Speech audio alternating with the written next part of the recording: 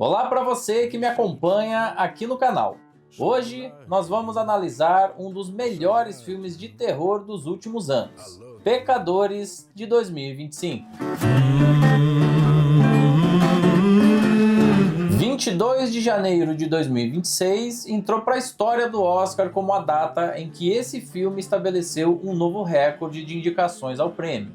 Foram nada menos do que 16 categorias, superando assim o recorde anterior de 14 indicações, dividido entre A Malvada, de 1950, Titanic, de 1997 e La La Land, Cantando Estações, de 2016. Uma conquista ainda mais significativa para um filme que estreou no circuito comercial no mês de abril, ou seja, muito distante do hype que a temporada de prêmios proporciona aos filmes em disputa.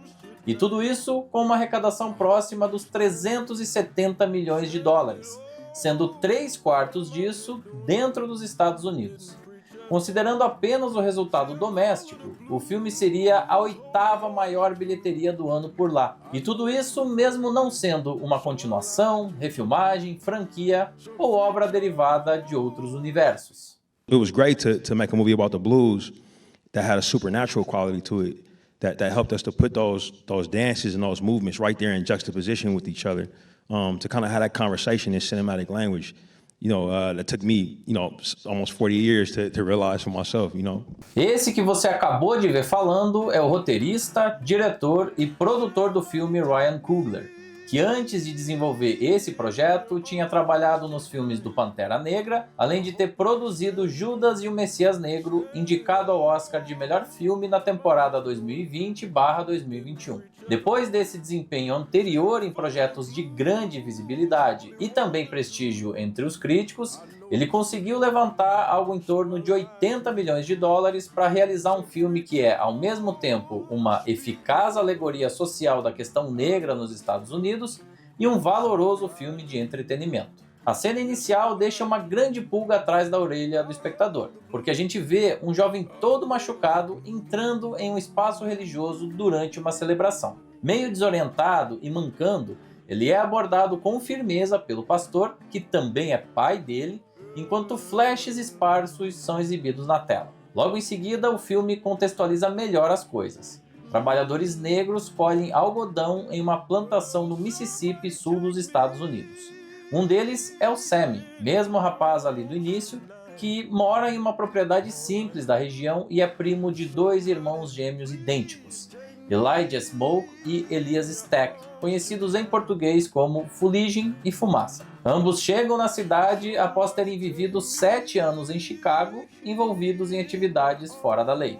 We'll take it. The mill, the equipment, and the land that it's standing on. Damn! Now understand, it's the last dime you ever gonna see from us. O projeto dos irmãos é claro: criar um espaço de diversão para a comunidade negra. O Sammy, que a gente viu lá no início, se junta como cantor mesmo sem a aprovação do pai, que vê uma clara ligação de tudo aquilo com o pecado. Mas outras figuras locais também vão se unindo gradativamente. Um casal de comerciantes chineses, um trabalhador rural que vai atuar como segurança e as companheiras dos irmãos gêmeos. A linha narrativa segue por mais ou menos 1/3 da duração total, nos apresentando os personagens, o contexto e o subtexto, preparando o espectador para o grande conflito que estaria por vir. Dentro disso tudo, a gente conhece um vampiro de origem irlandesa chamado Remy. Ele se esconde de um caçador de vampiros ao lado de um casal que é membro da Ku Klux Klan e acaba transformando esse casal também em vampiros depois de atacá-los. Esse núcleo da história é dos antagonistas, daqueles que se contrapõem às boas intenções do grupo principal, e ambos vão se chocar violentamente na noite de inauguração do galpão. A essa altura do filme, o espectador já entendeu todas as pistas da história e ela vai funcionar perfeitamente se a intenção é só descobrir como tudo aquilo termina. Mas o que faz dessa uma obra muito superior à média não é a relação causa-consequência. Não é uma simples história de vampiros versus seres humanos. Preste atenção em alguns elementos. Primeiro, os gêmeos protagonistas são fora da lei, indivíduos à margem da sociedade, que, no entanto, atuam ali como vetores de entretenimento, diversão e, acima de tudo, preservação cultural. Segundo, o gênero musical predominante daquela casa noturna era o blues.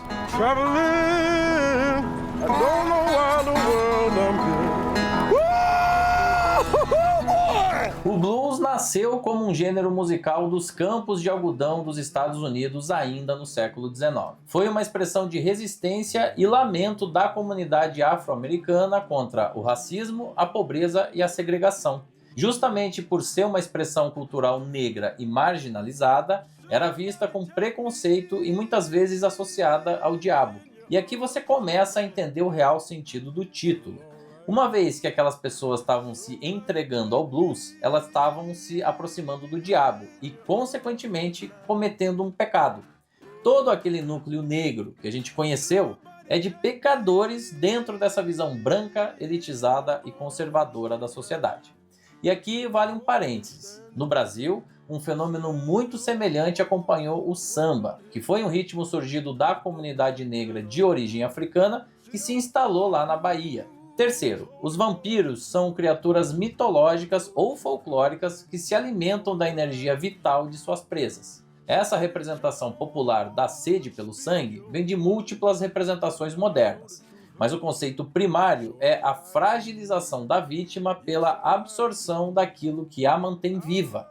E como esse filme vai nos mostrar de forma brilhante, o blues é a válvula de escape que garante a vitalidade da cultura negra em um contexto de segregação, racismo e repressão.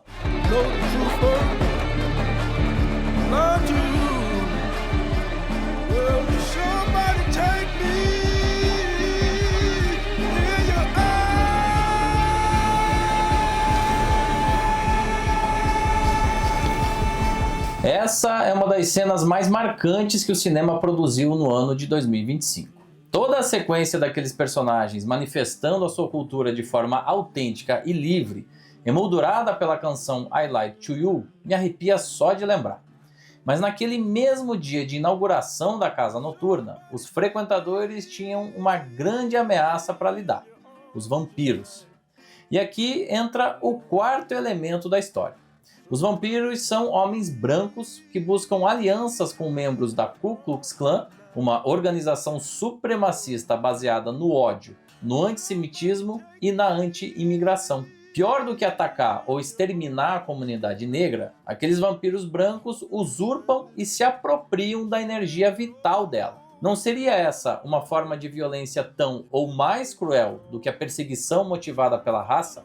A unicidade do roteiro está nessa junção de elementos culturais e sociais dos Estados Unidos, que alimentam o conto de horror. Toda a segunda metade segue um ritmo alucinante, na medida para o grande público acostumado com as narrativas aceleradas. Mas o filme não é só divertido. Ao mesmo tempo, existe um engajamento, um substrato de denúncia e reflexão histórica. E não é um filme panfletário, não é um manifesto da militância negra. Tudo isso está lá no subtexto. I wish in my heart that we'd have met sooner. I would have liked to have saved your mother from her fate. I can still save you from yours.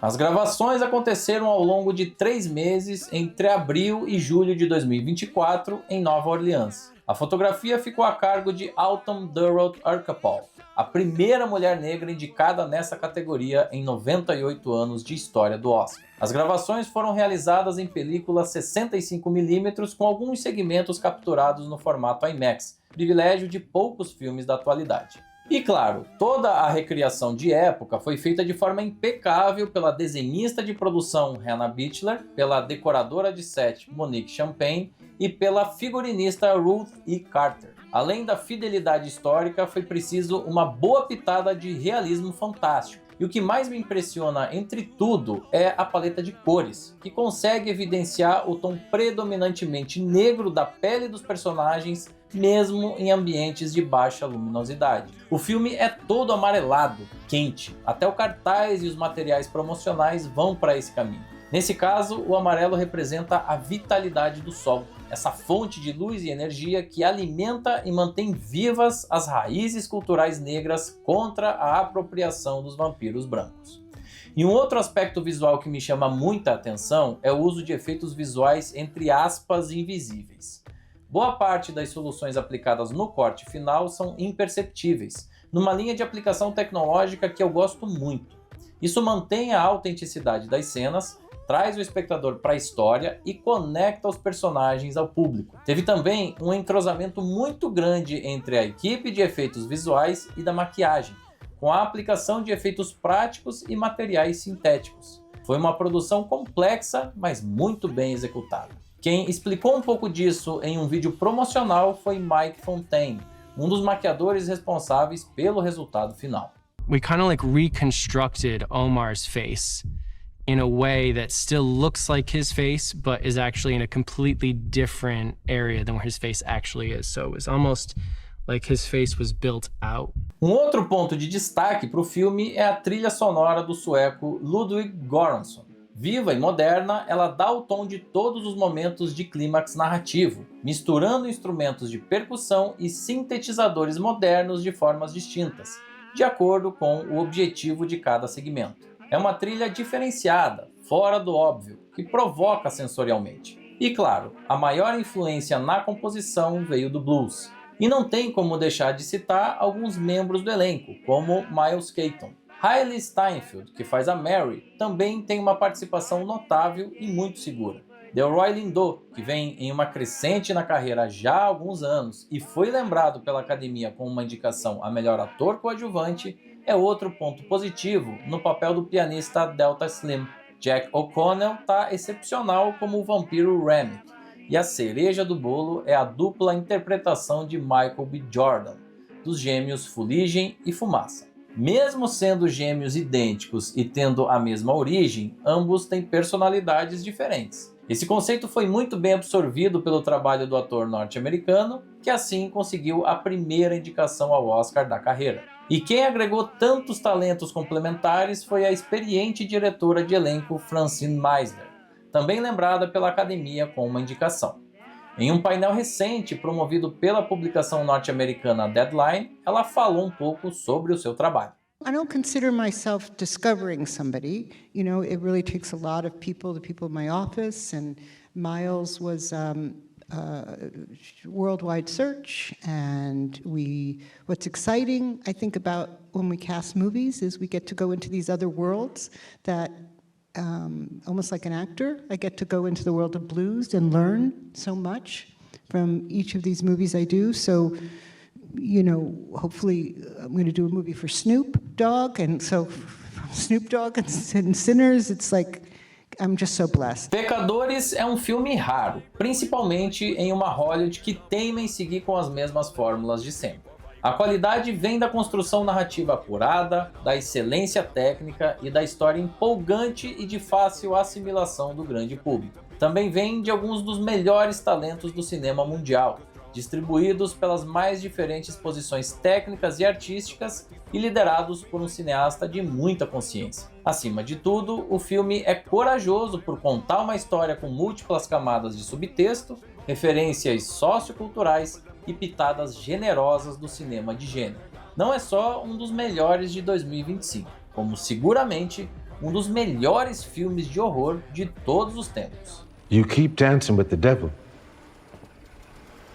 One day it's gonna follow you home. E agora eu queria muito saber como foi o impacto desse filme em você aí que me assiste.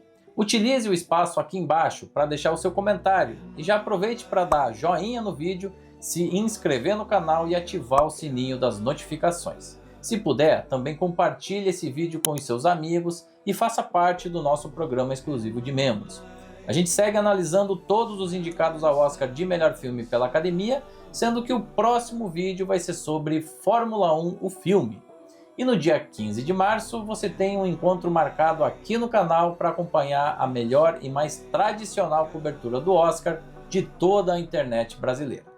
A live do Oscar do meu tio cinéfilo está completando 10 anos e você é o meu convidado VIP. Te espero aqui.